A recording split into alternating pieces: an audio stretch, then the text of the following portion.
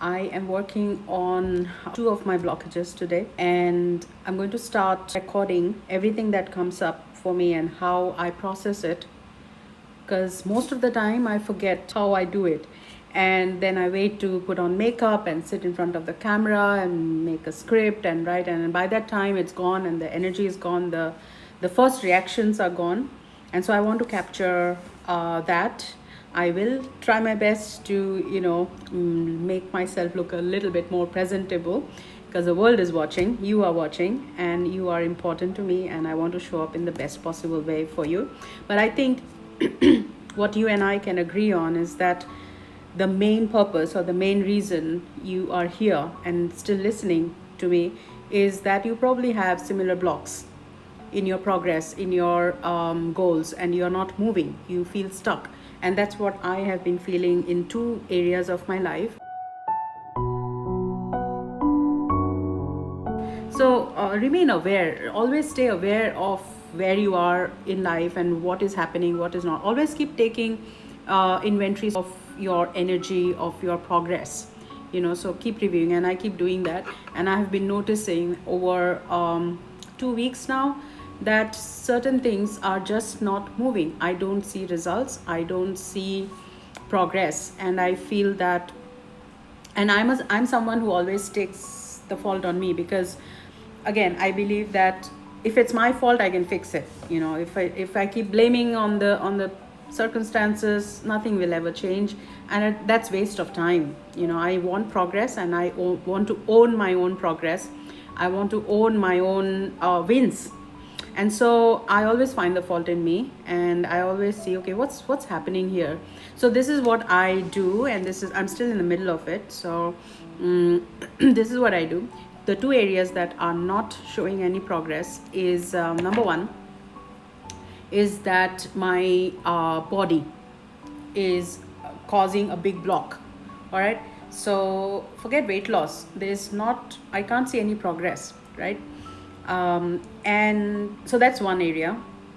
And then the second area is my evenings. My evenings are becoming my depression zones, because I live on my own, and because of my own growth journey, I have got very few people left who think like me, who align with me. So it's by choice that I have made myself focus on just me. This is the season I'm in. So this season requires that isolation, that working on myself and working on my goals. But it can get pretty lonely, you see.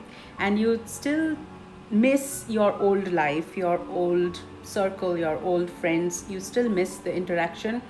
But it's a me problem, right? So I need to come out of that. So my evenings, I was really dwelling in a place where I was constantly feeling sad for myself, always complaining. I don't have friends, I don't talk to anyone, I blah blah blah. I just went on, and then I was becoming aware of this outer conversation and the inner conversation I'm having.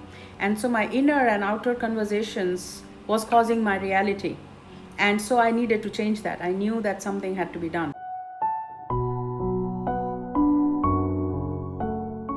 Those two areas, my body was not wanting to move. I'm having cramps all day long with my shoulder blades, and because of my bursitis, I'm not going to the gym as often as I thought I would,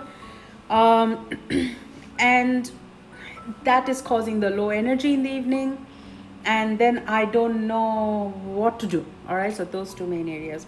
So this is how I tracked it and how I'm working through it, how I plan to work through it. The first thing I do is to pay attention, all right, to what is exactly happening. So what is happening to me right now? I write down, okay, what's happening? So it's two sides of the coin. One, you look at what is exactly happening. The second side of the coin is, can you think what's causing it? All right, just casually, right? Can you think of something that is actually causing it, like in practical terms, right? So I put in the first thing, I'm looking at the body pain. See, pain in the body is more real, it's more tangible than something that's in the mind, right? It's very real. You can actually feel it. You are feeling the pain. So that's more real than something that you're feeling in the mind, which can be put down to an illusion, or it can be something vague. But physical pain is real. So always start there. I always start there with, if the body is at ease, then I have the bandwidth to deal with the mind. So my starting point is the body. And so what was happening is that my shoulder blades, it's really hurting a lot. The bursitis in the rotator cuffs, I think it's called, I don't know, you can correct me, but yeah, this part was, it's really hurting me really bad. Okay, what is causing it, right? The first thing that comes to my mind, what's causing it, is that I sit for an extended period of time in an uncompromising position. Say, for example, on the desk, if I'm working, and it's always my right hand, so I'm working 9 to 5, I'm working on like my corporate job, and then I'm also working on my business. So I'm writing stuff, I'm creating stuff, I'm designing my logo. There's so much happening there. So I am constantly at the desk for hours. I don't get up, I'm not going doing anything, and I just burned myself out on a certain project.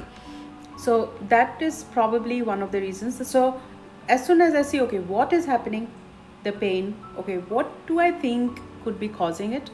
That's the first step. And then I do the same thing with all the areas that I feel I'm stuck.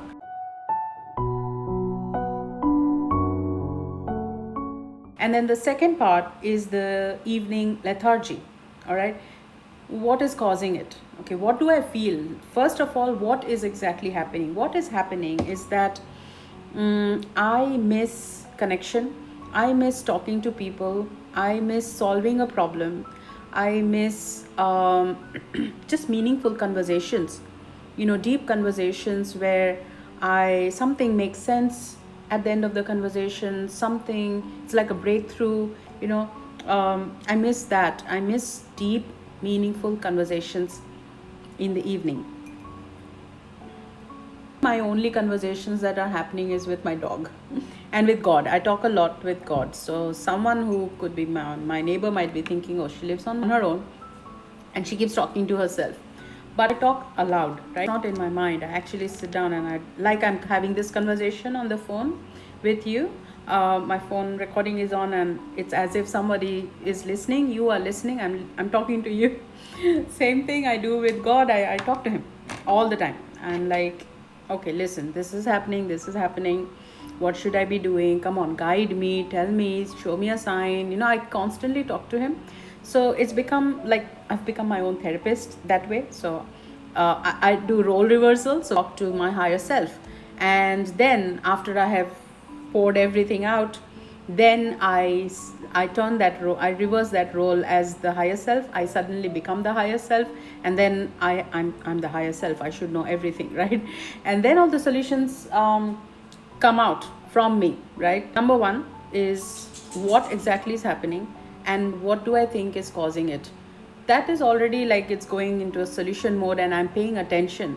See, paying attention is very important. Even the evenings when I'm feeling very sad and lonely, you know what happens? Then you become aware how your mind plays tricks, right? When you are in that position, like it's just one trigger, right? One trigger, it's like setting something on fire, right? And then it's a bushfire in no time. And then it creates this constant chain reactions of thoughts and your memories, and don't know where it goes. And all the childhood memories might come back, or a certain particular very sore part of your life that comes alive, and then it reminds you of something, and in no time you're just crying your eyeballs out. I actually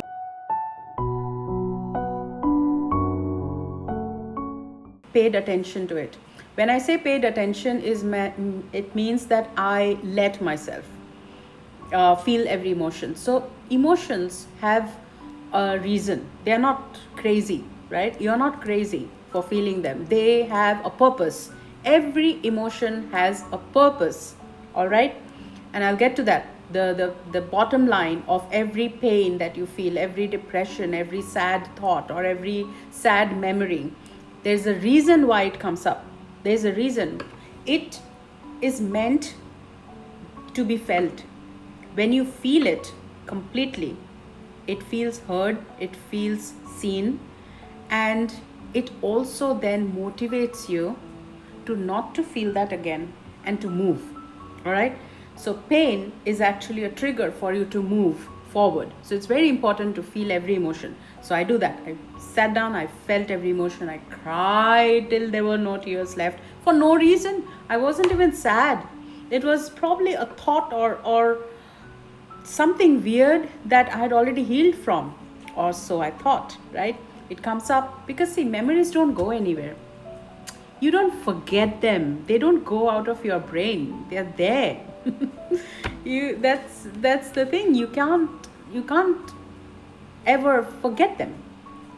So I feel that all these thoughts and emotions that we have, our awareness is our torch. When you throw your torchlight on a certain memory, that memory comes alive. So yes, you may have healed from it and you can move past. And when you heal and when you move past, you basically are moving the torch to a different direction to show you the good and the positive and the motivation and the hope and your dreams and desires and blah blah blah, right? But they haven't left. The old memories, the wounds, they haven't left you. They haven't left the building. They are still here and they are in the dark. So be mindful of that. That wherever you throw light, that side is going to come to light and it's going to show itself and in all its fullness. That sad memory is going to become like a monster and will show everything that it is, right? The monster that it is, and you'll be consumed by it if you don't become aware that, hey, I need to change my awareness. I need to shift the light somewhere else. See? So, yeah, I threw all my light into that sad memory and memories of, I'll share this.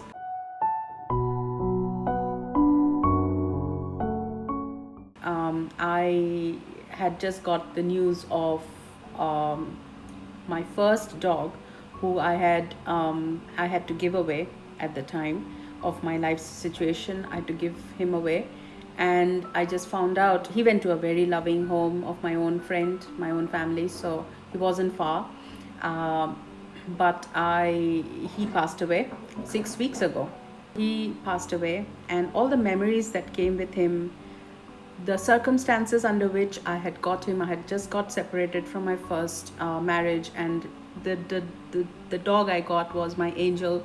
He filled something in me, like he filled a gap, and he was there for a reason. And then the reason I had to let him go, and then to replace him, I don't know where my doggy is. He's exactly the same. Cooper is an exact replica of my first dog, Clooney. And all that memory started coming back, and one thing led to another. It wasn't about the dog anymore. It became about my circumstance. I felt self-pity. I went back there. All the hurts and the triggers of the past, I started feeling sorry for myself. That's my thing, right? I anchor to self-pity, and oh, how could I, when I was such a good girl? Why did this happen? Like I go into that whole, I'm like falling down and down and down. Right? So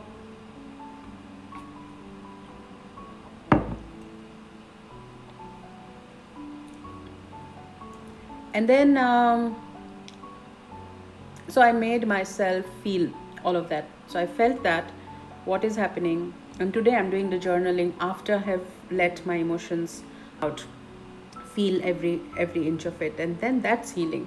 Healing is in the feeling. If you don't feel it, you're not gonna heal. So you have to pay full attention to what exactly is happening, let everything out, all the pus out, and then you're clear-headed, right? It's not bothering you anymore. You're clear-headed, then you can think. And now when you are in the thinking mind, then you go ahead and do the process. Okay, let's dig in. We are going to ask why 5 times. Why is this happening? Why is the body not moving? Why am I not going to the gym? Why am I not losing the weight? What is happening? I'm stuck, and I had a big goal, right? I'm in the fat loss season. I need to lose 20 kilos in the whole year. Well, it's not going to happen if I don't even move my body for the last 2 weeks, right? So that's my process. I feel it. I ask myself why 5 times. And then while I ask this question, why, automatically the solutions start coming in, right? Okay, this needs to be, what is blocking me?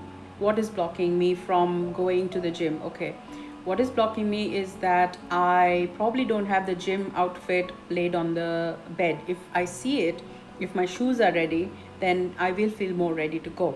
If I manage my time a little bit better in the evening, then I can go. Secondly, the benefits of it means that after I come back from the gym, I feel ready to do the work. So my evenings are now filled up. I am ready to do more work. My evening is lethargy. I don't feel like working. I don't feel like sitting on my desk.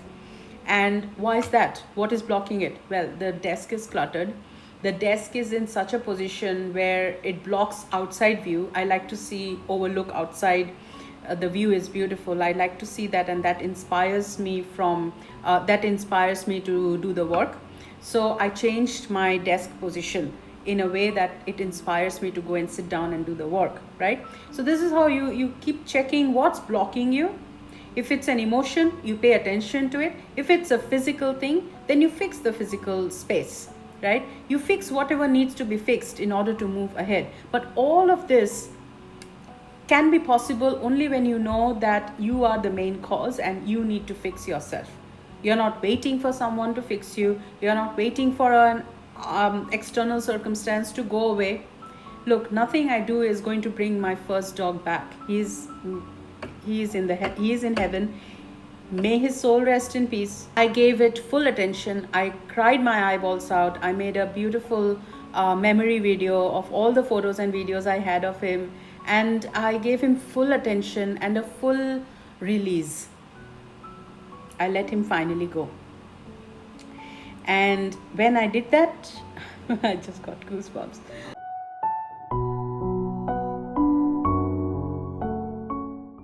When I did that, it released something of inside me as well. It released certain wounds that I had, right? And then I reminded myself, I'm not that woman anymore. This was the time when the torch had started moving in the other direction. And when you consciously do that, like when you're aware that you're doing it, everything becomes easy, because now the torch has just gone from this angle to that angle. The monster starts diminishing into a butterfly and goes away. And your awareness is now on the right track. You look at your pathway again. You look at your purpose again. You get motivated where you want to go. Yeah, you become aligned with your purpose again. You look at your goals again, and you start moving in that direction. And this is a constant process, okay? Your full journey, your whole entire life is going to be like this. You'll never actually arrive anywhere.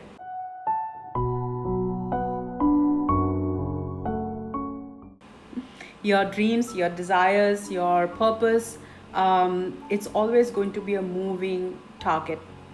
Yeah, your goalpost, it's always going to be the next thing, the next thing, the next thing.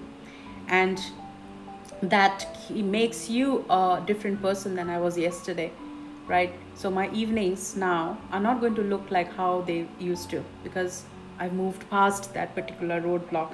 I've moved past my blockages, and now I'm on the right track. And from here, it's smooth sailing till till the blockages, some other block comes up, right?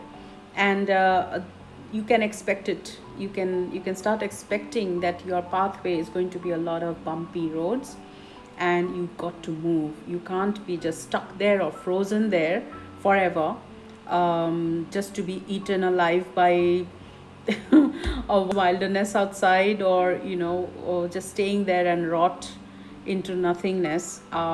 That's going to be extremely painful as well. So staying where you are is painful, and moving forward is also painful. But at least choose, be wise in choosing which hurt, which pain you want to embrace, so that at least at the end of the suffering, there is a reward. You have got to somewhere, and then you can look behind and say, wow, I came a long way, and feel proud of it, right? So I hope this video has helped, and I will make a better effort in being more ready for these videos, but they just come in a flow and I have to just talk. You just have to bear with that sometimes. So thank you so much for being here, for staying there. So much love and light to you, and I just can't wait for you to clear your blockages and find your true north and constantly move towards it, right? So love you loads. See you in the next video. Bye bye.